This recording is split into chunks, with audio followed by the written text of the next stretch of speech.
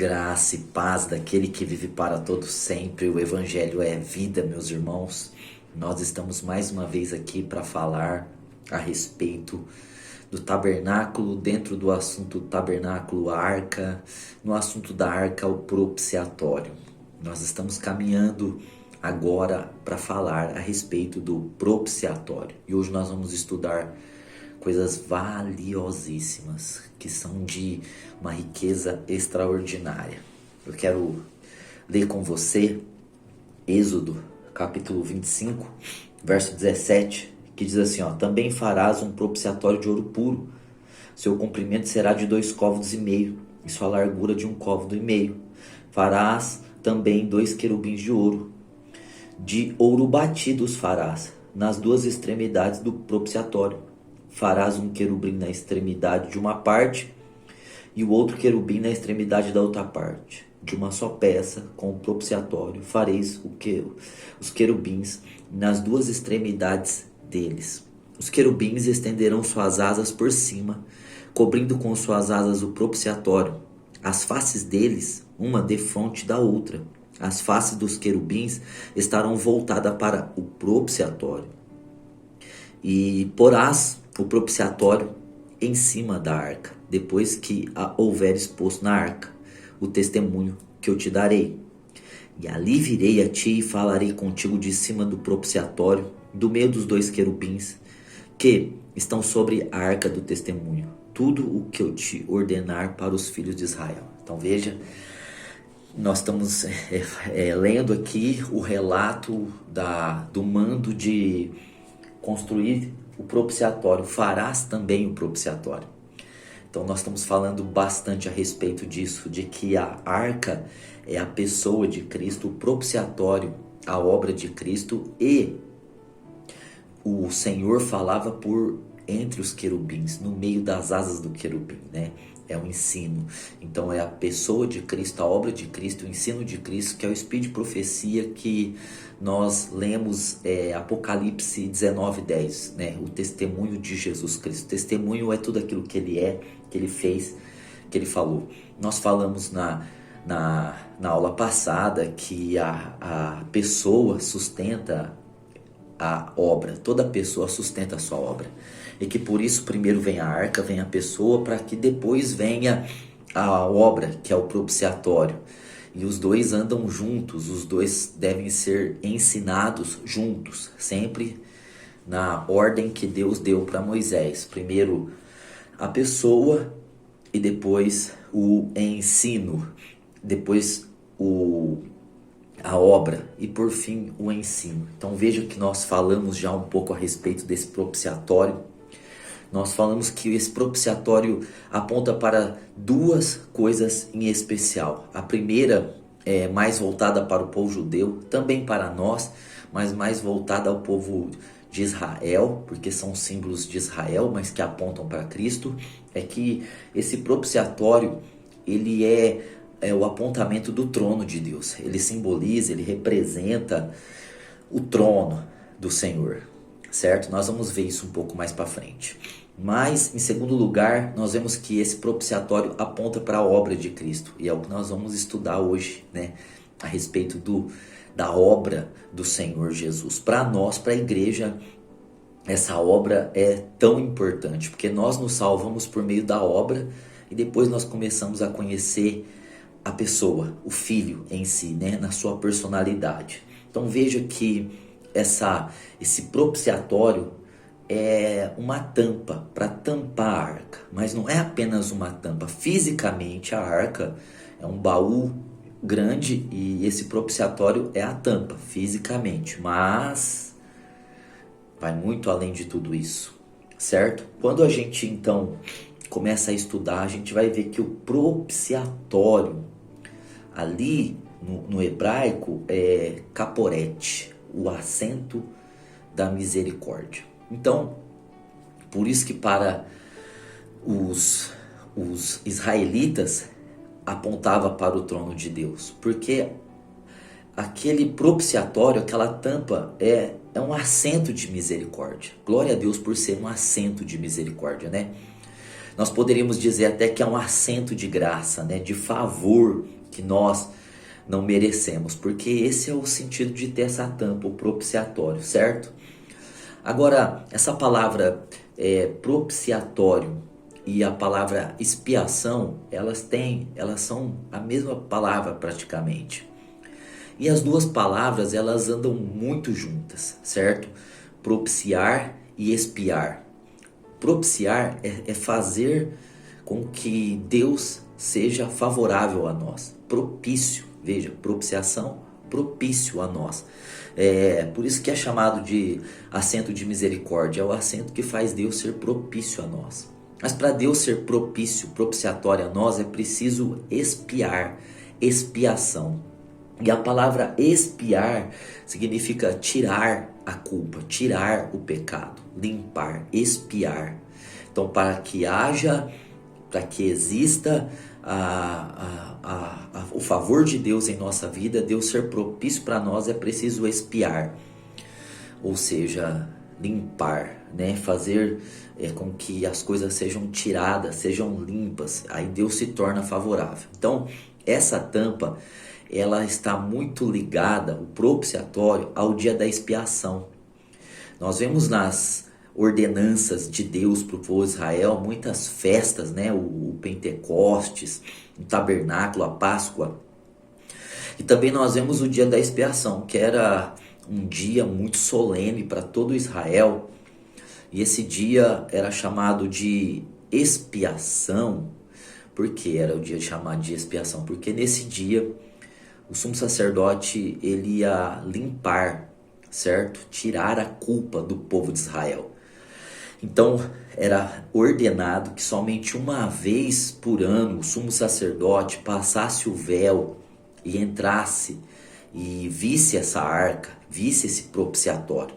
Então esse propiciatório, ele tem muita importância no dia da expiação, porque é ali que Deus vai receber o sangue e vai tirar a culpa de Israel. É na tampa do propiciatório. Então veja que a expiação e a propiciação significa a mesma coisa, certo?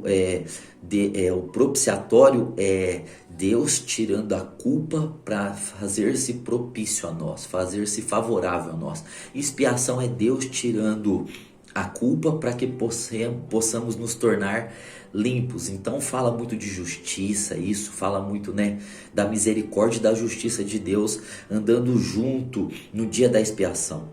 Então essa peça chamada propiciatório que estava em cima da arca no dia da expiação era o lugar mais importante que existia, porque era ali nessa tampa que o sumo sacerdote ia fazer a expiação para que Deus se tornasse propício ao povo. Você consegue entender como está ligado a tampa com o dia da expiação? Nós não vamos entrar em detalhes muito aprofundados do dia da expiação, porque nós estamos estudando a tampa, né? O propiciatório, essa tampa que é chamado de assento de misericórdia. Então nesse dia, em outubro, de setembro para outubro, ali no finzinho de setembro para outubro, o sumo sacerdote, ele se preparava antes, muito bem preparado, para poder entrar, né, no Santo dos Santos. Então, o sumo sacerdote, os sacerdotes, eles sempre estavam ali no átrio. No átrio tem o altar do holocausto, no átrio tem a pia de bronze, aí eles entravam no lugar santo, e no lugar santo tem 3 móveis, né, que é a menorá, o castiçal, a mesa dos pães e o altar do incensário, e daí tem o véu. Até aí eles podiam entrar, mas aí só o sumo sacerdote, uma vez por ano, podia entrar para dentro do véu e entrar no lugar chamado Santo dos Santos. E nesse lugar Santo dos Santos estava a arca, a qual nós estamos estudando com tanto critério. Então tem a arca e o propiciatório, é uma peça só. São 2 peças que se tornam uma, porque a pessoa e a obra depois acaba sendo uma, porque está apontando para o Senhor Jesus, certo? E nesse dia o sumo sacerdote pegava o sangue do animal e ele tinha se preparado antes, santificado com roupas especiais de linho para não suar, certo? Há histórias e tradições que dizem que esse sumo sacerdote, ele ele era amarrado no pé, né, por uma corda, porque se os sinos parassem de bater, porque ele tinha morrido ali na presença do Senhor, ele estava em pecado. Então esse dia da expiação era um dia aguardado e era um dia importante. Por quê? Porque todo Israel aguardava o dia que fosse expiado os pecados, né? Fosse limpo, fosse retirado as culpas, as condenações. E Deus pudesse ser propício, Deus pudesse derramar favor, ser misericordioso, ser agraciado para Israel. Então toda a nação dependia de um homem só, dependia do sumo sacerdote. Olha que apontamento para Cristo. Ou seja, as pessoas estavam dependendo do sumo sacerdote para ter um ano de colheitas maravilhosas, um ano de chuvas torrenciais, um ano de fartura e prosperidade. E há tradições que dizem que quando Deus aceitava o sacrifício do sangue na tampa, né, chamado propiciatório, havia várias manifestações no céu de Israel, como relâmpagos, e as pessoas eram curadas, as pessoas eram livres de suas enfermidades e doenças. Então você já imaginou uma pessoa em Israel que estava com a vida toda torta, amarrada, pecaminosa? Ela esperava o dia da expiação para o sumo sacerdote poder chegar diante de Deus em favor dela, porque o sacerdote tem, né, essa tarefa, essa função de levar o povo até Deus, né, de interceder pelo povo a Deus. Então o sumo sacerdote entrava nesse lugar santo dos santos por ele, né, ele fazia primeiro o sacrifício por ele, mas especificamente pelo povo de Israel. Então dá a entender que o povo de Israel ficava pelo lado de fora nesse dia da expiação, aguardando a retornada, né, do sumo sacerdote com o aval de Deus para que aquele ano todo pudesse ser um ano de bênçãos, né? Então se era um dia muito aguardado, porque era um dia que se limpava as culpas e Deus se tornava propício, porque onde existe culpa, onde existe pecado, Deus não é propício. Daí a tampa, né, essa tampa se chamar aqui, como nós lemos, né, propiciatórios, para ser propício, o lugar da propiciação, o lugar de ser propício, o lugar onde Deus se torna propício ao homem. Então olha só como é extraordinário. Então esse dia, né, do Yom Kippur, o dia da expiação, que o sumo sacerdote matava o animal ali, né, o bode, e entrava com sangue e aspergia 7 vezes na tampa, né? Na tampa ali, no propiciatório. Então daí esse sangue, né, que era a vida de um animal, a vida, né, está no sangue, Levíticos 27:11, era lançado vida de um animal, né? Ao lançar sangue, está se lançando vida de um animal nessa tampa, e daí essa tampa era coberta, encharcada de sangue. E esse sangue, ele era aceito por Deus, né? Está escrito lá em Romanos, né, 6:23, o salário do pecado é a morte. Então veja que eles matavam um animal e colocavam o sangue desse animal na tampa, ou seja, alguém morria para que houvesse o perdão, para que houvesse o ser propício. Então Deus substituiu o homem pelo sangue de um animal. Se um homem pecasse naquele tempo, é diferente de hoje, que se nós pecarmos, nós nos arrependemos, mudamos a nossa mente, mudamos nosso comportamento, chegamos em Deus e pedimos perdão, certo? Naquele tempo não era suficiente só pedir o perdão, tinha que ter o sacrifício de uma vida pelo pecado, porque o salário do pecado é morrer. Então o indivíduo de Israel pecou, ele levava um cordeiro, um carneiro, uma ovelha ali para o sacerdote, e o sacerdote não olhava para o pecador, o sacerdote não olhava para o israelita transgressor, não via o rosto dele, a roupa dele estava suja, estava limpo. O sacerdote olhava para o animal, o sacerdote olhava se o animal era cego, era manco, tinha carrapato, estava doente, estava enfermo, era debilitado, era fraco. Ou seja, a análise era feita no animal e não naquele que estava trazendo o animal. Olha como é maravilhoso, né? Que Deus, ele não olha para nós, ele olha para o nosso representante. Então Israel, o representante era um animal.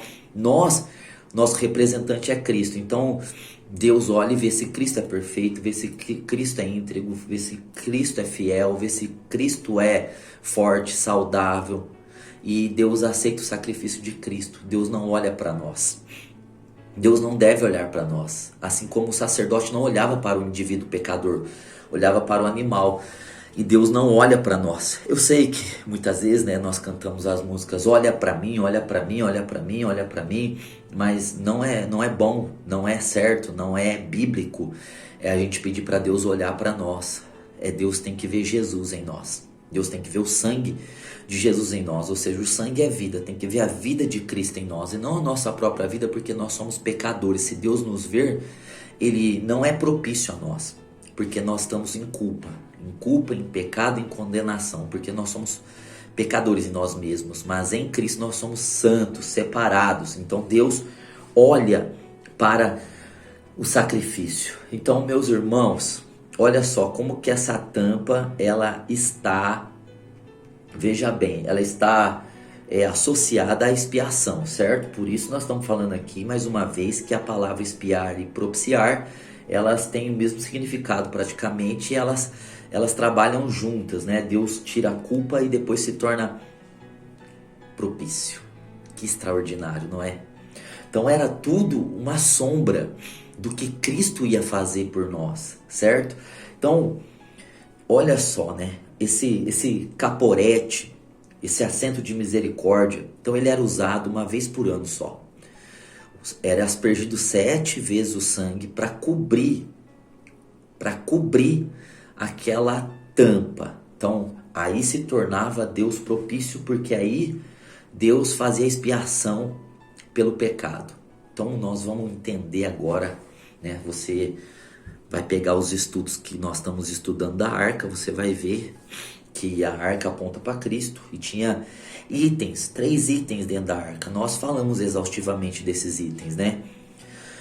Havia as tábuas da lei, né? As 2 tábuas da lei. Havia também, né, o pote de maná. Havia também a vara de Arão que floresceu. Nós estudamos esses 3 itens. E, meus irmãos, vamos pensar que a lei não foi dada para abençoar. A lei foi dada para mostrar que o homem era pecador. A lei não foi dada para aproximar o homem de Deus. A lei foi dada só para mostrar ao homem o quão separado ele é de Deus. Então a lei não salva, a lei não santifica, a lei não agrega. A lei é o contrário. Ela revela mais e mais o quão pecador nós somos e o quão distante estamos de Deus. Então veja, que Deuteronômio, por exemplo, capítulo 28, verso 1 ao 14, vai contar as bênçãos de Deus na lei. E do versículo 15 em diante, de Deuteronômio 28, vai falar de todas as maldições, né? As maldições, existem maldições ali que você nem possa imaginar. São maldições da lei. Então, qual era o critério para ser abençoado na lei? Você tinha que ouvir, obedecer os mandamentos. Então você ouvia e obedecia na íntegra os mandamentos. Você não podia falhar em nenhum dos mandamentos. Se você não falhasse nos mandamentos, né, nos 10 mandamentos e nos outros todos os mandamentos, né, quem estuda toda essa lei fala que são 613 mandamentos. Você tinha um ano inteiro para acertar 613 pontos. Os sims, os farás e os não farás. Que homem conseguiria, né? Nem Moisés conseguiu. Então Deus viu que não dá.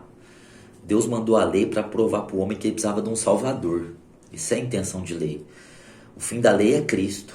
A lei veio para mostrar que Cristo tinha que vir. A lei veio para dizer, alguém tem que vir e solucionar isso aí, porque vocês não conseguem por si próprios guardar a lei, viver o correto. A lei estava na arca. Se a lei é vista, olha que os querubins estão olhando para a arca, né? Estão olhando para a tampa. Isso quer dizer que o trono de Deus, que o céu olha para aquilo que está dentro da arca, né? A lei, o maná e a vara. Então, se Deus vê lei, Deus tem que aplicar a justiça, certo? Então, se a gente viver da lei, Deus aplica a justiça da lei. Qual que é a justiça da lei? Você cumpre ela para viver por meio da sua obediência a ela. Se você sair fora disso, você está perdido, você está lascado, como diz você tem muita maldição na tua vida. Se você acertar 90% e errar 10%, você está lascado de novo, né? Tiago fala isso para nós. Então, não dá, certo? Então, mesmo na época da lei, não dá. Então, Deus teve que colocar graça no período da lei, porque senão Israel em 100 anos já não existiria mais. Todo mundo ia ter que morrer, ou ficar doente, ou enfermo, miserável, e etc. Certo? Então, Deus então propôs as festas, os sacrifícios, para poder derramar graça sobre Israel. Então nós vemos que quando o sumo sacerdote, ele entrava, né, ele estava lá no altar do holocausto, ele feria o animal, ele trazia o sangue do animal, ele entrava, né, no lugar santo, ele passava e andando, abria o véu, o altar do incensário fazia parte dos santos dos santos nesse momento, e ele aspergia o sangue ali sobre a tampa da arca. A tampa da arca recebia aquele sangue. Sangue é vida, e vida é maior do que lei. A vida é maior do que a lei. O sangue é maior do que a lei, certo? O sangue é maior do que a lei. Então, quando o sangue era derramado e cobrir, veja que Deus está cobrindo a lei. Se Deus está cobrindo a lei, não tem lei, então Deus é favorável. Porque onde existe lei, Deus não pode ser favorável. Porque onde existe lei, existe o pecado. A lei veio revelar o pecado. Então, todo lugar que tiver a lei, se a gente ficar pregando lei na igreja, a gente vai abundar o pecado, certo? Porque a força do pecado é a lei. Quanto mais eu falo da lei, mais o povo é pecador. Quanto mais moralidade eu prego, mais pecado as pessoas vão praticar. Porque a força do pecado é a lei. E é o ministério da morte a lei, né? Os 10 mandamentos e toda a lei. Então veja, meus irmãos, que Deus cobria a lei com sangue, porque sangue aponta para Cristo e Cristo é maior do que a lei. Sangue é maior do que a lei. Ao cobrir a tampa, o propiciatório, a lei era tampada. Deus não via a lei, Deus via o sangue, Deus via a vida.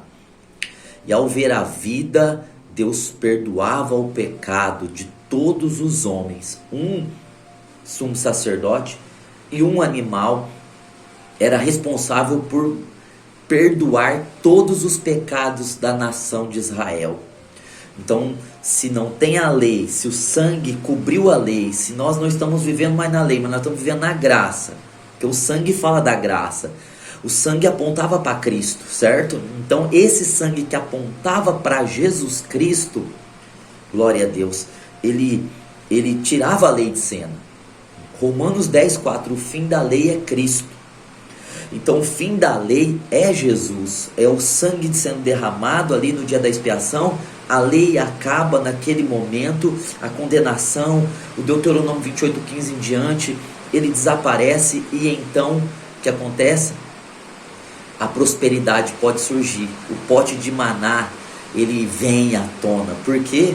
Porque o pote de maná aponta para essa prosperidade extraordinária, e vida e ressurreição, que é a vara de Arão. Então, se a lei é coberta, a vida e ressurreição pode fluir, e a prosperidade, certo?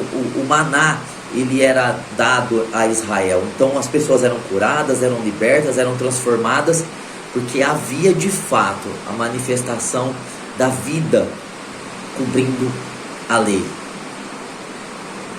Toda essa obra aponta para Cristo. Você pode ver que tudo isso fala muito a respeito do Senhor, desse sumo sacerdote, desse desse animal morto e ali, né, da arca, a tampa, o propiciatório. Então, nós já temos esse quadro maravilhoso, né? Os anjos olhando para baixo, olhando para a tampa, olhando para o sangue. Nós cantamos o que é que os anjos veem, que os fazem se prostrar. Os anjos veem o sangue, né? É o sangue de Jesus.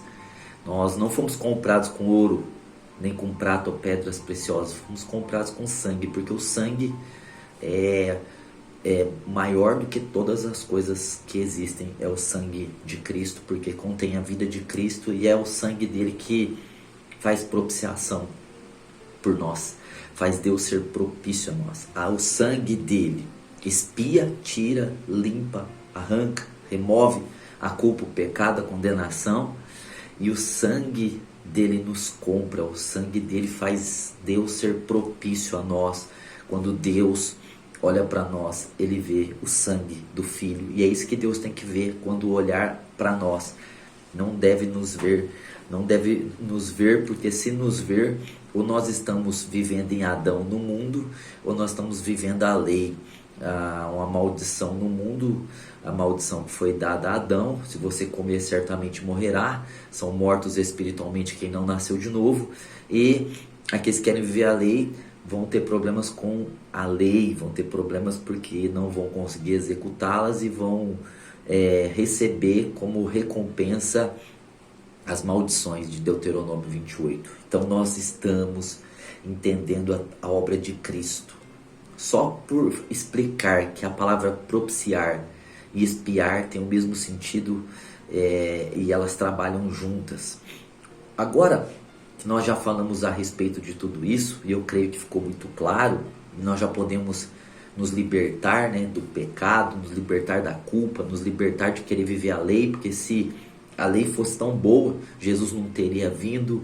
O fim da lei é Cristo, o sangue. Nós estamos vivendo pelo sangue, não pela lei, pela vida. O Evangelho é vida, Jesus é vida. Ele é o pão vivo que desceu do céu. Então nós não vivemos lei, nós vivemos vida. Vida no sangue do Cordeiro, no sangue de Jesus Cristo. Então veja bem, meus irmãos, que essa palavra no hebraico, né, caporete, quer dizer o assento da misericórdia, essa tampa. Quando os rabinos, 200 anos antes de Cristo, eles escreveram a Bíblia em hebraico, eles passaram do hebraico para o grego, né? A Septuaginta, aqueles 72 homens, 12 de cada tribo, eruditos nas línguas, tanto o hebraico como o grego, e eles passaram do hebraico para o grego. Então existe a Bíblia em grego, e a palavra caporete, que é a palavra propiciatório. Quando os eruditos foram trazer para o grego, eles usaram a palavra ilasteron, né? Vamos ver, ilasterion, certo? Ilasterion. Essa palavra ilasterion é a palavra em grego para caporete, certo? Então, essa palavra ilasterion, ela vai nos falar a respeito do propiciatório no Novo Testamento também, certo? Então, nós podemos entender, né, que essa palavra ilasterion no grego, ela significa também assento de misericórdia, ou sede de misericórdia. Quando a gente vai abrir aqui em Hebreus, a gente vai ver a palavra ilasterion, né? A palavra ilasterion, Hebreus capítulo 9, verso 5. Sobre a arca estavam os querubins da glória que faziam sombra ao propiciatório, ilasterion, certo? Então foi usada essa palavra ilasterion, que é a palavra caporete, certo? Então os eruditos na Septuaginta, eles colocaram no lugar do hebraico a palavra grega ilasterion. Então nós vamos estudar um pouco essa palavra ilasterion, porque é a palavra propiciatório. Então agora nós vamos pensar no propiciatório ou na propiciação em três aspectos diferentes. Em três aspectos diferentes, certo? Porque para se fazer uma propiciação é necessário três elementos. Então nós vamos estudar esses três elementos através dessa palavra hilasterion. Então a palavra hilasterion, ela está se referindo ao lugar, certo? Ao lugar da propiciação. Para ter uma propiciação, para Deus ser propício, através da expiação, de tirar a culpa, é preciso ter um lugar. Então essa palavra hilasterion, ela é usada para se referir ao lugar. Então essa é a primeira palavra. Em segundo, para se ter uma propiciação, Deus ser propício, e fazer essa expiação para que Deus seja propício, é preciso ter um ato, a ação. Alguém precisa agir, como fazer o ato, né? Matar o animal e levar o sangue no lugar. Então é a palavra hilaskomai. Então quando se fala do lugar, da tampa em si do propiciatório, seria hilasterion, né? Agora quando se refere ao ato, à ação, é hilaskomai. Em terceiro lugar, é preciso, né, o cordeiro, é preciso o sangue. E daí vai ser a palavra hilasmos. Hilasmos. Então nós temos três palavras que nós vamos estudar a propiciação por esses três aspectos, certo? Então nós vamos falar de hilasterion, o lugar que foi feita a propiciação, certo? Por causa da expiação, foi expiado e se tornou propício. Hilaskomai, que é o ato, a ação, né? O verbo, o fazer. E o hilasmos, que é o cordeiro, que é o sangue, certo? Então, nós precisamos estudar essas três palavras. Então, nós vamos começar aqui, né? Eu falei um ato, né? Precisa do ato, do lugar e da pessoa que realiza esse ato no lugar devido. Então você vê, para ter uma propiciação é preciso ter três elementos, certo? Então, a gente for estudar o hilasterion primeiro, o lugar da propiciação. Então nós vamos ver que o lugar era na tampa, certo? Então a tampa é esse hilasterion para os judeus, né? Para os hebreus. Você consegue entender que o lugar para os judeus da expiação, para se tornar propício, propiciatório, era a tampa da arca, certo? Mas nós sabemos que é para o povo judeu. Agora vamos apontar, né, para a realidade, porque é uma sombra. Nós já estudamos um pouco a sombra, agora a gente fala da realidade. A realidade, certo? O lugar era um lugar que aponta, né, para a nova aliança, que é uma exibição agora. Olha só, no Antigo Testamento isso era feito como? Ninguém via, só o sumo sacerdote. Havia uma proteção muito grande, então era uma expiação que ninguém via, uma propiciação que ninguém via. Mas no tempo da substância, da realidade dessa sombra, é uma exibição. Todos puderam ver o lugar da expiação e da propiciação. Todos puderam ver. Então a gente foi estudar primeiro lugar, o lugar, né, dessa expiação para ter propiciação. A gente vai abrir Romanos. Eu gostaria de ler Romanos com você, para a gente poder estudar essa palavra, né? Hilasterion, que é o lugar. Então é o lugar onde é feito a propiciação por meio de expiação, por meio de sangue. Então, no Romanos 3, capítulo 3, 24, vai dizer assim, ó: sendo justificados gratuitamente pela graça. Olha, né?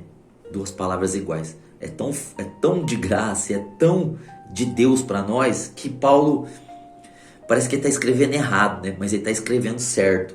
Sendo justificados gratuitamente, já viu? Já é de graça. Pela graça, já é de graça de novo, pelo favor. Pela redenção que há em Jesus Cristo. Então nós somos justificados. Olha, expiação quer dizer tirar a culpa, né? Tem muito a ver com justificação, né? Porque nós somos justificados, ou seja, nós somos inocentados, nós somos limpos, retirado de nós os pecados e os crimes em Jesus Cristo, ou seja, olha só, é em Jesus. Então é nesse hilasterion, é nessa tampa, é na obra de Cristo, certo? Então é muito claro isso, Paulo dizendo, né? Aí diz aqui, ó, a quem Deus propôs. Essa palavra propôs quer dizer exibir, a quem Deus exibiu, mostrou, veja, para propiciação pela fé no seu sangue. Então olha a palavra hilasterion aqui, falando do lugar.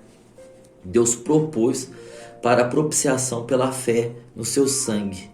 Então veja, usando essa palavra propiciação, hilasterion, que é o lugar, certo?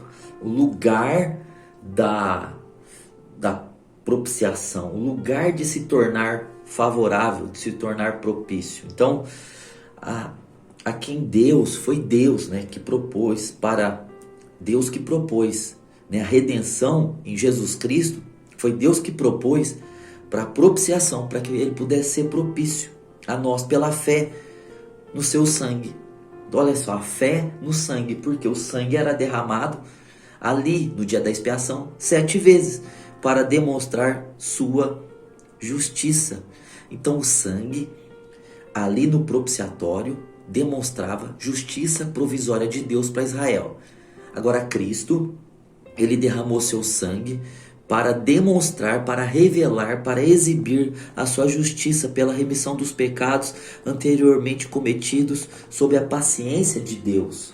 Então, olha como está claro, certo? Que é o lugar dessa propiciação, que é o lugar do encontro, né? É o lugar de Deus se encontrar com o homem. Deus não se encontrava com o homem no Éden, o Éden pecou. Então Deus se encontra com o homem no propiciatório, na tampa da propiciação. Agora apontando para o trono, você já está entendendo, Deus se encontra conosco no trono, está aberto, não tem mais véu, e é para a gente já chegar com confiança ao trono da graça, porque o trono da graça é o propiciatório, é o lugar que Deus é propício a nós. Então veja como é algo assim que liga tanto, né? O que Deus estava dando para Moisés com o que Paulo está explicando para nós. Então, Cristo, primeiro, Cristo é o lugar de encontro, não é verdade? Ó, propôs para a propiciação pela fé no seu sangue. Cristo é o lugar. Então, a pessoa de Cristo é o propiciatório, certo? Ele é o lugar de encontro entre nós e Deus.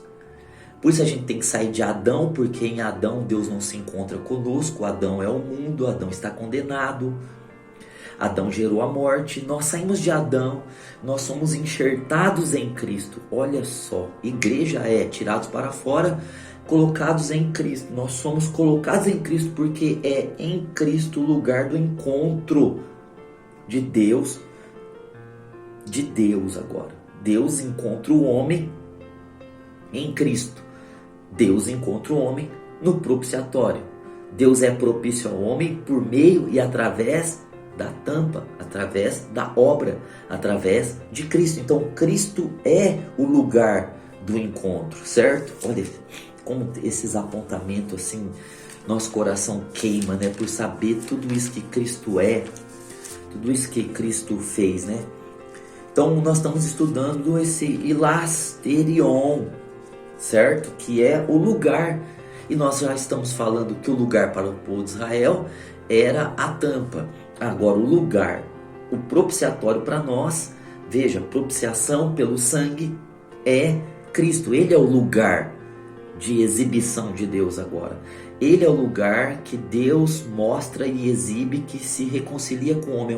É o ponto de encontro entre o céu e a terra. O corpo de Cristo é o lugar de encontro do céu com a terra. Nós nos ligamos a Cristo e Deus se encontra conosco em Cristo. Então, aqui em 2 Coríntios 5:18 diz assim: tudo isso provém de Deus. Tudo isso provém de Deus. A salvação, esse encontro, o propiciatório, o lugar foi Deus que escolheu, que é Cristo, né? Tudo isso provém de Deus, que nos reconciliou consigo mesmo por Jesus Cristo e nos confiou o ministério da reconciliação. Então veja, Deus nos reconciliou consigo mesmo por Cristo. Então Cristo é a reconciliação. Cristo é o lugar de reconciliação. Cristo é o lugar do encontro. Cristo é o lugar de ser propício, de Deus ser propício a nós, certo? Então olha só, porque Deus estava em Cristo reconciliando consigo o mundo.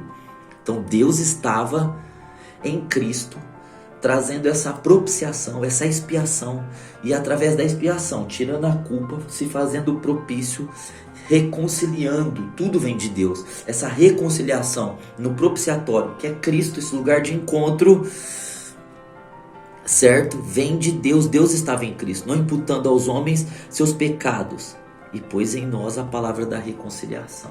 Deus não imputou o pecado porque Deus cobriu a lei com o sangue do Filho dele. Porque se existe lei, tem que ter imputação de pecado. A lei serve para isso, para contabilizar, imputar, debitar o pecado na conta do pecador. Agora, Deus derramou sangue para que a lei fosse anulada e a vida de Cristo fosse vista.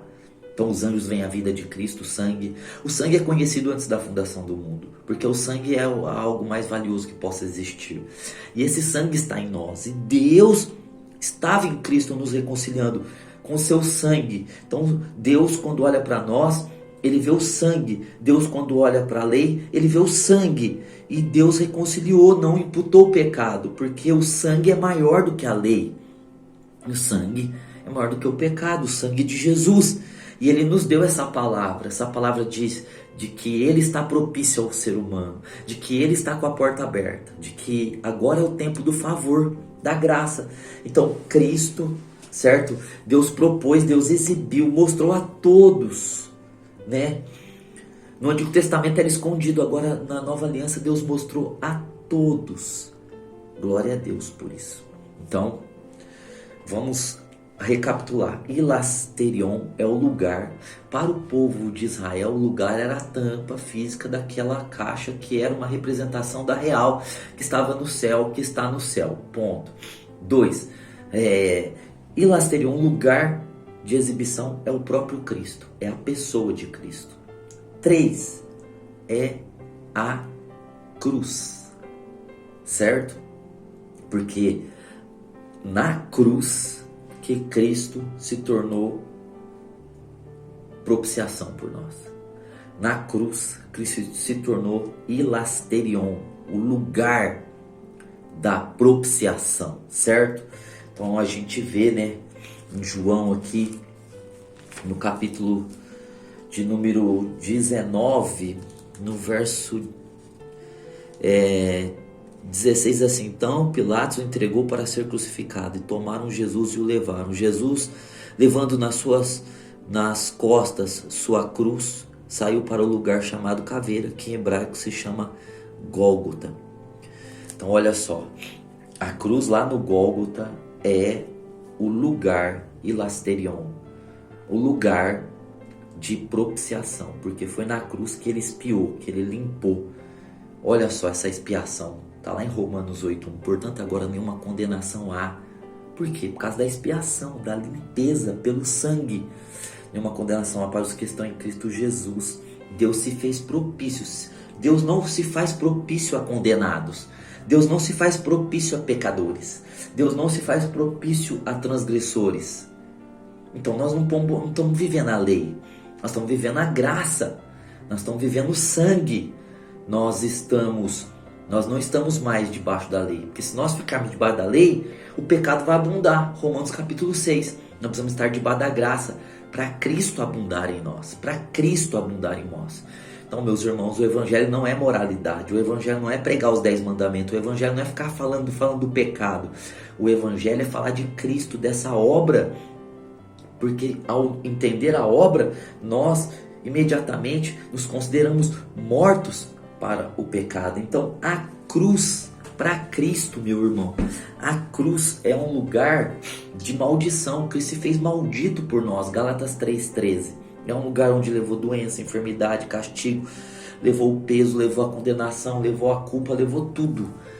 Mas para nós, a cruz é esse lugar de propiciação, de Deus ser, de Deus estar favorável a nós, de Deus estar propício a nós. A cruz é isso para nós, é esse propiciar de Deus até a nós. Por quê? Porque foi na cruz que Ele fez a expiação e a propiciação. Ele limpou e fez Deus ser propício a nós. Então, quando Jesus fala assim, se alguém quiser vir após mim, renuncie a si mesmo, deixe de viver a vida de Adão. É isso, deixa de viver a vida ligada ao mundo, certo?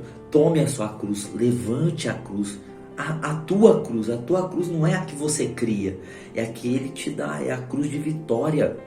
É a cruz de propiciação, porque a cruz é esse lugar de Deus ser propício a nós. Eu me lembro quando me converti, diziam que a pregação de cruz era uma pregação evangelística. Olha como nós estávamos completamente errados no entendimento. Porque a cruz não é uma pregação evangelística, a cruz é doutrina, a cruz ela deve ser ensinada a todo o tempo, porque o apontamento da cruz está em toda a Bíblia, de Gênesis a Apocalipse, e a cruz é algo maravilhoso, que nós não sabemos ainda completamente o que aconteceu na cruz, a obra, certo? O propiciatório, a cruz, portanto, é o lugar também, Hilasterion, o propiciatório. Então nós estamos vendo que para Israel era a tampa física lá, chamada propiciatório, Caporete, desculpa, e para nós é Cristo, a pessoa de Cristo, Deus se encontra em nós em Cristo, e a cruz, porque na cruz há o ato de expiação. E, meus irmãos, além disso, Hilasterion, o lugar é o céu, certo? Por que é o céu? É o tabernáculo superior. Moisés estava fazendo uma réplica e o sumo sacerdote fazia o dia da expiação uma vez por ano, apontando a realidade, e então isso foi feito no real. O sumo sacerdote da tribo de Levi, ele fazia todo esse trâmite do dia da expiação como um ato profético, um ato simbólico, era um símbolo, mas na réplica que Moisés recebeu. Mas Cristo, que é o sumo sacerdote segundo a ordem de Melquisedeque, ele fez a realidade, ele fez aquilo que é substância, o concreto, o permanente, no santuário, no tabernáculo, na Nova Jerusalém, onde Moisés viu as réplicas da arca, de tudo ali, e foi mandado fazer de acordo com o que ele tinha visto, e ele fez uma réplica. Agora Cristo não entrou no da réplica. Cristo nem era da tribo de Levi, né? Cristo não era da família de Arão para entrar no templo de Herodes, naquele templo lá, né? No tabernáculo. Não, ele entrou no superior. Então a gente vai ver isso aqui em Hebreus. No livro de Hebreus, eu queria que você pudesse prestar muita atenção nisso, porque são assuntos que talvez você não vai ouvir todo dia esses assuntos, certo? A igreja está acostumada a pregar outras coisas, nós precisamos pregar Jesus. Então esses assuntos são tão antigos, mas eles têm sido novos, porque eles não são ensinados. Então você precisa prestar muita atenção, porque talvez seja a primeira vez que você está ouvindo esses termos, recebendo explicações a respeito da arca do propiciatório, certo? Dessas palavras, Hilasterion, Hilascomai, Hilasmos, certo? Então vamos estar raciocinando. Então olha só, Hebreus 9, 11 diz assim, né? Mas, vindo Cristo, o sumo sacerdote dos bens futuros. Então está dizendo que veio Cristo, ele é o sumo sacerdote. certo? O sacerdote, o sumo sacerdote, antigamente, do Antigo Testamento, ele cuidava dos sacerdotes e ele intercedia pelo povo.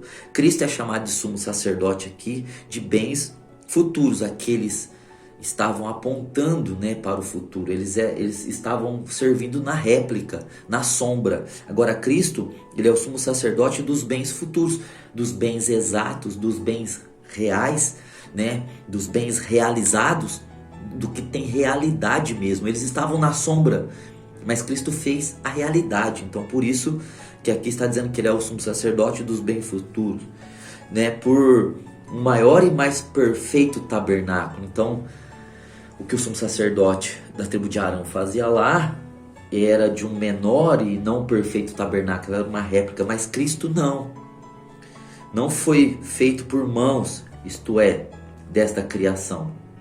Não é dessa criação. O que Cristo entrou para fazer o trabalho de expiar e propiciar não é dessa criação, certo? Olha que coisa extraordinária. O sumo sacerdote fazia aquilo, estava apontando para aquilo que Cristo ia fazer. Na cruz, né, o ponto de encontro de Deus ali da expiação física, literal, da expiação da propiciação, estava sendo a cruz lá no Gólgota. Mas nas regiões celestiais estava acontecendo um movimento extraordinário também. Eu não sei dizer, há muitas controvérsias a respeito disso, se Cristo entrou nesse tabernáculo que não é dessa criação, Moisés viu e fez uma cópia, o original, se ele entrou na cruz ali em espírito, se ele ressuscitou e depois fez todo esse trabalho que o sumo sacerdote fazia, né? Tem muita gente opinando de várias formas, eu não posso dizer assim claramente, certo?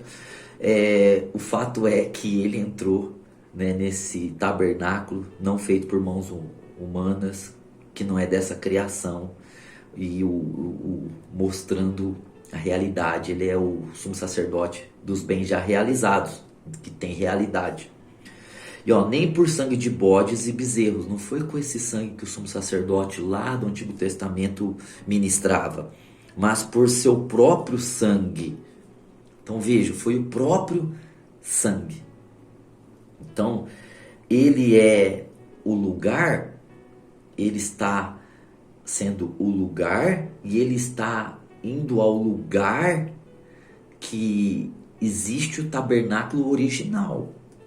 Entrou no santuário, olha só, ele entrou no santuário, nesse santuário que é o real, que é o verdadeiro, que é a nova Jerusalém, havendo efetuado uma eterna salvação. O sumo sacerdote do Antigo Testamento da tribo de Levi, ele tinha que ficar ano após ano fazendo aquilo lá, renovando.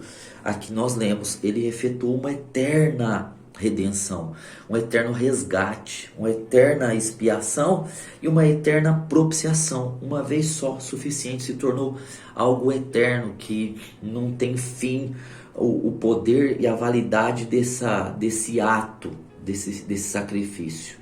E aí, no versículo 13 diz assim: porque se o sangue dos touros e bodes e a cinza de uma novilha, as perdidas sobre os imundos, o santificam, quanto a purificação da carne, quanto mais o sangue de Cristo. Então veja, quanto mais o sangue de Cristo, gente, nós precisamos entender, é o sangue de Deus. O sangue de Deus é maior do que a lei, é maior do que o pecado. O sangue de Deus é o único que pode cobrir a lei. Vida é maior do que mandamento. Viver em Cristo é maior do que viver mandamentos. Quanto mais o sangue de Cristo, que pelo Espírito Eterno se ofereceu a si mesmo, imaculado a Deus, purificará a vossa consciência das obras mortas para servirdes ao Deus vivo. Então veja, está claro aqui que ele entrou nesse tabernáculo com o seu próprio sangue, certo? Então o lugar é Cristo, é cruz e é céu, certo? Nós estamos vendo do céu. Agora em Hebreus 9, Hebreus capítulo 9, né? 24, tá aqui ainda, só ler agora aqui o 24, ao 28, nós vamos ter mais clareza ainda desse hilaterion, o lugar da propiciação, né, que apontava lá para a tampa da arca, certo? Diz assim, ó: porque Cristo não entrou em santuário feito por mãos. De novo, né, falando pela segunda vez para deixar claro, não foi em santuário feito em mãos, era só um símbolo, certo? Figura do verdadeiro. Então aquele que Moisés fez tinha que fazer exato, porque era a figura de um que de fato é real e verdadeiro, porém no próprio céu. Então veja que está no próprio céu, é a Nova Jerusalém, onde Deus mora, o planeta céu, para agora comparecer por nós perante a face de Deus. Então tá claro que ele está fazendo esse trabalho extraordinário, né, de entrar no lugar que é o céu, para purificar as coisas do céu e da terra, certo? Nem também para si mesmo se oferecer muitas vezes. Ele não precisou oferecer para si próprio. O sumo sacerdote, ele precisava antes oferecer sacrifício por si, por seus pecados, mas Cristo não tem pecado. Como o sumo sacerdote, cada ano entra no Santo dos Santos com sangue alheio. Então o sumo sacerdote, olha como que ele está dizendo aqui, o escritor de Hebreus, que o sumo sacerdote ele entrava com o sangue do animal, sangue alheio. Cristo não, ele entrou com o seu próprio sangue. Então o seu próprio sangue. Daí parecer que Cristo fez isso depois da ressurreição, né? Dá a entender, parece, que Cristo fez esse trabalho de expiar e de propiciar no céu, né? Depois da ressurreição, que ele estava fazendo na cruz o trabalho da terra, e aí no céu ele fez o trabalho do céu. E aí diz assim, ó: de outra maneira, necessário lhe fora padecer muitas vezes desde a fundação do mundo. Então, se tivesse que de ano em ano sacrificar, e a validade do sangue dele e do trabalho dele fosse anual, ele tinha que se morrer várias vezes desde a fundação do mundo. Mas agora, na consumação dos séculos, uma vez se manifestou para aniquilar o pecado pelo sacrifício de si mesmo. Então veja que ele é o lugar, ele é o sangue, ele é a pessoa, e ele é o causador, né, da propiciação e da expiação. E como aos homens está ordenado morrer uma só vez, vindo depois disso o juízo, assim também Cristo, oferecendo-se uma única vez, para tirar os pecados de muitos, aparecerá a segunda vez, sem pecado, aos que o esperam para a salvação. Então olha só, foi suficiente uma vez, ele morrer uma vez. O salário do pecado é a morte, ele morreu essa morte, ele pagou, né, o salário da morte, ele pagou com seu sangue, é suficiente uma só vez, e por causa disso ele vai aparecer pela segunda vez, né, aqui, para aqueles que esperam a salvação. Porque o sumo sacerdote entrava lá, fazia a expiação, e ele aparecia depois. Então Cristo fez a expiação, e como o sumo sacerdote aparecia para o povo de Israel, o povo de Israel ficava ansiosamente esperando a vinda do sumo sacerdote, para ter a certeza de que tudo daria certo, que teria colheita maravilhosa, que as coisas fluiriam. Está dizendo aqui que Cristo aparecerá a segunda vez, certo? Porque ele já cumpriu a expiação e ele já fez Deus e o céu ser propício àqueles que vão herdar a salvação. Então, olha só, meus irmãos, essa palavra hilasterion, que é o lugar, certo? É o lugar da obra. Agora, nós vamos falar do ato, certo? O ato, a ação. Hilaskomai. Se o lugar é hilasterion, certo?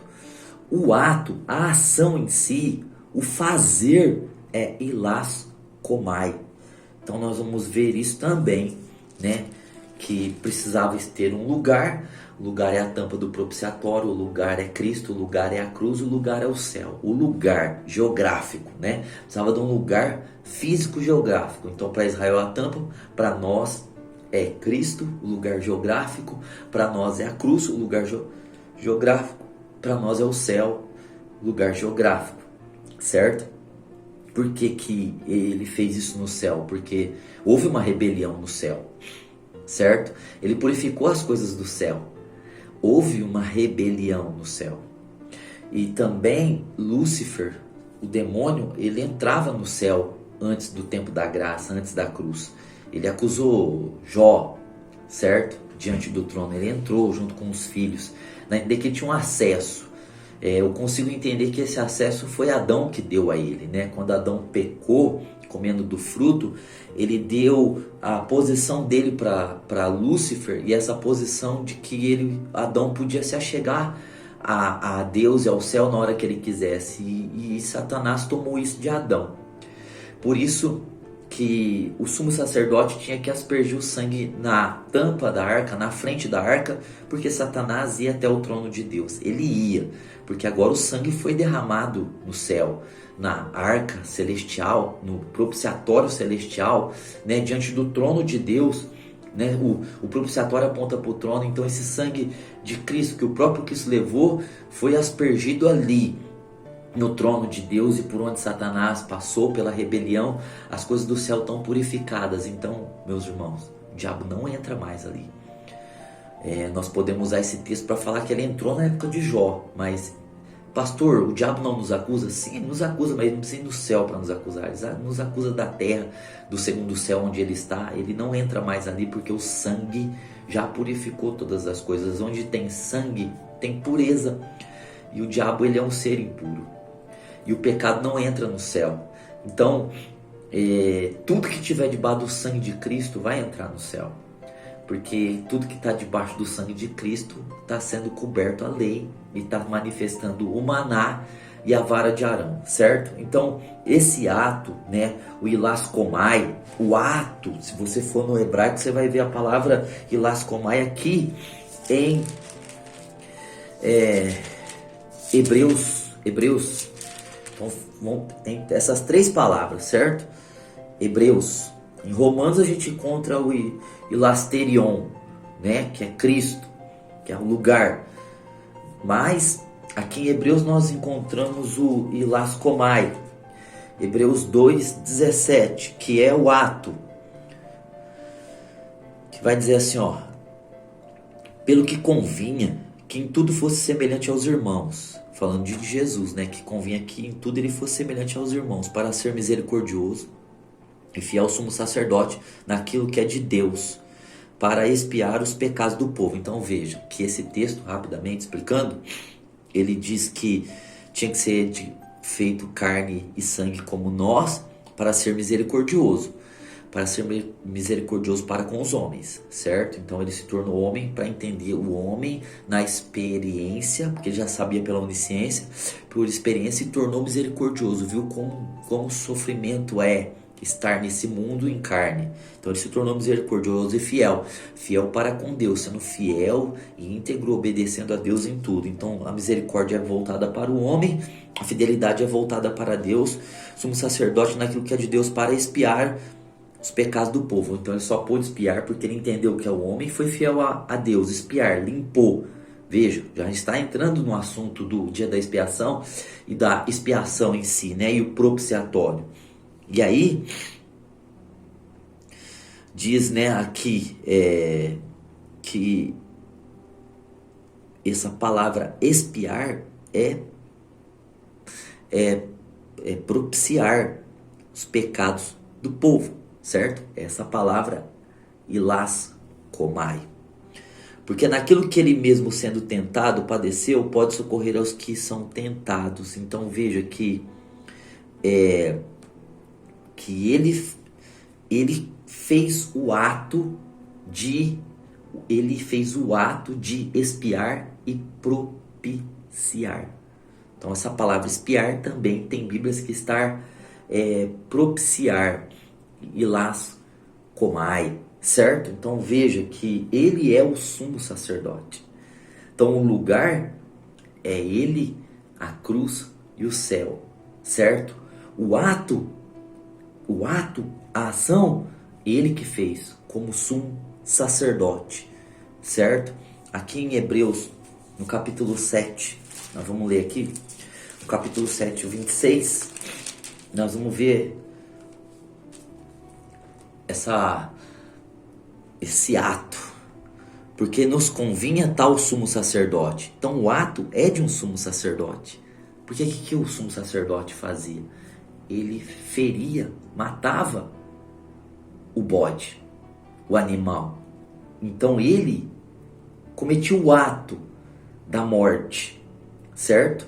Cometia o ato da morte e levava essa vida que ele tirou do animal para dentro do Santo dos Santos para expiar e propiciar. Então Jesus, ele, digamos, ele é o lugar, certo? Hilasterion, e ele é o hilascomai, ele é o que fez o sumo sacerdote. E ele mesmo se matou, na verdade. Ele mesmo tirou sua vida. Por quê? Porque ninguém tinha poder de tirar a vida dele. Tanto que ele falou assim: Pai, nas tuas mãos entrego o meu espírito. Ele inclinou a cabeça para depois morrer. A todo mundo que morre primeiro, né, já a cabeça cai, aí morre, né? Certo? Já por causa da morte que a cabeça caiu. Não, mas ele inclinou a cabeça vivo para depois a morte levar. Ele se entregou para a morte. Porque ele mesmo fez o sacrifício de si mesmo. Certo? Então aqui no 7:26 diz assim: porque nos convinha tal sumo sacerdote, olha só, santo, separado, já nem nasceu de relação sexual, para não ter o pecado original, inocente, perfeitamente inocente, não teve culpa, imaculado, sem manchas, separado dos pecadores, vivendo com os pecadores, mas separado deles, e feito mais sublime do que os céus. E ele feito mais sublime do que os céus, mais alto do que os céus. Vai dar certo com o que Paulo fala, né? Que está sentado acima de tudo e de todos. Que não necessitasse, versículo 27, como o sumo sacerdote, de oferecer cada dia sacrifícios. Ele não precisava disso. Primeiramente por seus pecados, ele não tinha pecado. Depois pelos do povo. Então Jesus era um sumo sacerdote que não carecia interceder por si mesmo. Ele intercedia pelo povo. Porque isso fez ele, de uma vez por todas, oferecendo-se a si mesmo. Então veja, ele ofereceu a si mesmo. Ele é o lugar da expiação, da propiciação, e ele é o autor, ele mesmo se ofereceu, ele é o causador, ele cometeu o ato, né, de propiciar e expiar. Porque a lei consiste em homens fracos, como sumos sacerdotes. Veja, a lei levanta homens fracos, porque esses homens são fracos, porque eles pecam todos os dias, precisa fazer o sacrifício todos os dias. Mas a palavra do juramento, que veio depois da lei, constitui o Filho, que para sempre foi aperfeiçoado ou perfeito. Então o Filho é perfeito, certo? Então daí nós já estamos vendo que Cristo é o lugar, que Cristo é o ato, o sumo sacerdote. Em terceiro lugar, nós vamos ver a palavra hilasmos. Está em João, está no Evangelho de João, no Evangelho não, na carta de João, de 1 João, capítulo 2, verso 1. Então, hilasmos é o animal. Para o povo judeu, o hilasmos era o bode, era o cordeiro, era a ovelha, certo? Para nós, certo? É a pessoa de Cristo, é hilasmos, é uma pessoa. Então, Cristo é o lugar, hilasterion. Cristo é o ato, o sumo sacerdote, hilaskomai. E Cristo é o cordeiro, Cristo é a pessoa do sacrifício, Cristo é o sacrificado. Hilasmos. Então Cristo é o sacrificado. Ele é o lugar para o sacrifício, ele é o que faz o sacrifício e ele é o sacrifício. Meu Deus, Cristo é tudo. Tudo está em Cristo. Isso é maravilhoso, né? Isso enche nosso coração de saber o que Cristo fez por nós. Essa maneira tão extraordinária, revelada ali na tampa da arca, no propiciatório. Então vamos ler aqui. 1 João 2, 1 e 2 diz assim: Meus filhinhos, essas coisas vos escrevo para que não pequeis. Não, o primeiro capítulo de João foi escrito para que não cometamos pecados. Mas se alguém pecar, temos um advogado para com o Pai, Jesus Cristo justo. Se alguém pecar, nós temos um sumo sacerdote, o advogado. No Antigo Testamento eram os sacerdotes, certo? Eles que advogavam, eles que eram os juízes. O termo aqui advogado que João está usando é referindo-se ao sumo sacerdote também. Só está trocando a terminologia aí, a linguajar. Ele é o advogado, certo? Ele é justo. Ele é justo. Ele é a propiciação, versículo 2. Ilasmos. A palavra aqui é ilasmos. Ele é a pessoa. Ele é o cordeiro. Ele é o sacrificado. Então ele é o lugar do sacrifício, ilasterion. Ele é o lugar do sacrifício. Ele é o sumo sacerdote que faz o sacrifício, ilascomai. E ele é o sacrifício. Ele é o sacrificado, ilasmos. Meu Deus. Ele é propiciação pelos nossos pecados. Ele é ilasmos. Ele é a pessoa. Ele é o cordeiro. Ele é o sangue sacrificado pelos pecados. E não somente pelos nossos, mas também pelos de todo o mundo. Ele fez essa obra não só por aqueles que aceitam, ele fez por todos. Os que vão se beneficiar são os que aceitam. Então veja como que o apóstolo João aqui, que escreveu 1 João, ele também escreveu o Evangelho. Ele vai falar de Cristo. Olha só como que João também, que entendia todos esses mecanismos lá do Antigo Testamento, do tabernáculo, ele entendia todas essas linguagens, esses símbolos. Olha como ele fala de Jesus. João capítulo 1, verso de número 36.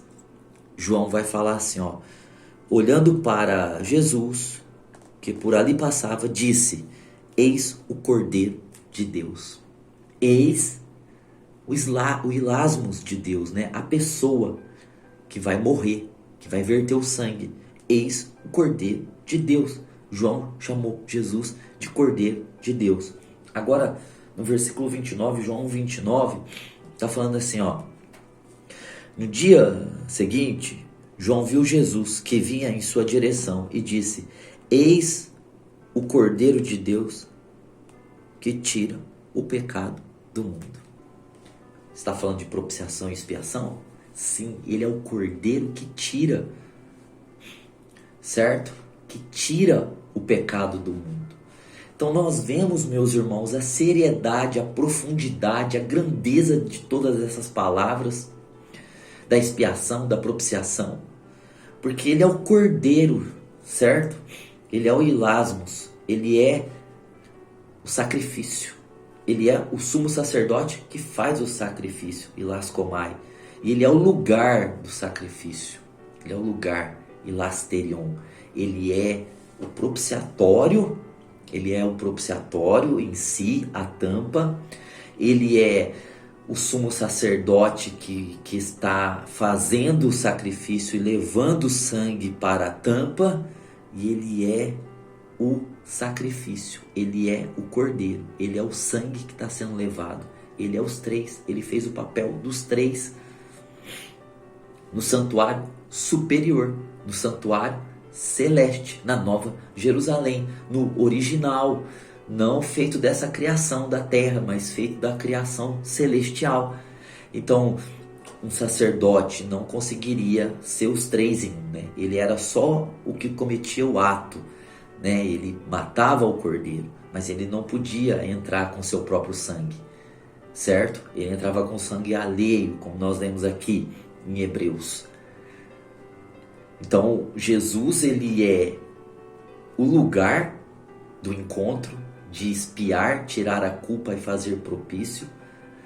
ele é o sumo sacerdote que faz o sacrifício, que mata e que leva o sangue diante de Deus para ser propício e expiar. E ele é o sacrifício, ele é o morto, ele é o ferido e oprimido e morto, e o seu próprio sangue, ele pega o seu próprio sangue e ele leva ao lugar do encontro, ao lugar da expiação, da propiciação. Então ele é a tampa, ele é o sacerdote, ele é o sacrifício, ele é tudo, ele é o centro de tudo, ele é o cabeça da igreja, ele é o cabeça de todas as coisas. Meus irmãos, eles faziam isso na sombra, e diz a algumas histórias que eles eram abençoados, que as colheitas eram maravilhosas, que as chuvas vinham torrenciais, que eles eram curados de enfermidade, eles estavam na sombra. Meus irmãos, nós precisamos abandonar a lei, o evangelho que prega a moralidade, só fala de pecado religioso. Nós temos que abandonar qualquer mensagem que Cristo não seja tudo, o centro, e seja tudo, porque Cristo é tudo, para nós podermos viver realmente a realidade desse sumo sacerdote, dos bens reais, dos bens já realizados. Por isso existem muitos irmãos dentro da igreja que a gente tira a pessoa do mundo, da condenação de Adão, de Gênesis 2,17, os mortos espiritualmente, eles nascem de novo. Em vez da gente ministrar e ensinar Cristo, a gente fica ensinando a lei para eles. Aí eles começam a querer viver os mandamentos, começam a querer fazer trocas e barganhas com Deus, começam a querer viver igual um israelita no tempo de Moisés. E daí eles começam a ter problemas com coisas que dão errado, com maldições, com demônios, porque estão vivendo a lei. Nós não saímos do mundo para viver lei, nós saímos do mundo para viver Cristo. Então nós precisamos, meus irmãos, acreditar e entender cada vez mais tudo que Cristo fez por nós, a obra de Cristo, porque a nossa prosperidade, o nosso chamado, a nossa vocação, a nossa riqueza, os nossos recursos financeiros, espirituais, ministeriais, estão todos na obra de Cristo, estão todos no sangue, na vida de Cristo. Nós precisamos nos aprofundar nisso para a glória de Deus. Por isso, nós estamos estudando tão exaustivamente essa peça do tabernáculo, que é a primeira peça, que é a arca completa, o caixote de baixo, que é chamado de arca, e o propiciatório, que é a parte de cima, a tampa. Os dois juntos são a arca da aliança, e os dois apontam para a pessoa de Cristo, a arca e a obra de Cristo, o propiciatório, e Cristo fala por sua obra, é o espírito de profecia, que é o testemunho de Jesus Cristo para nós. Meus amados irmãos, que possamos ter aprendido e vamos continuar. O evangelho é vida, meus irmãos.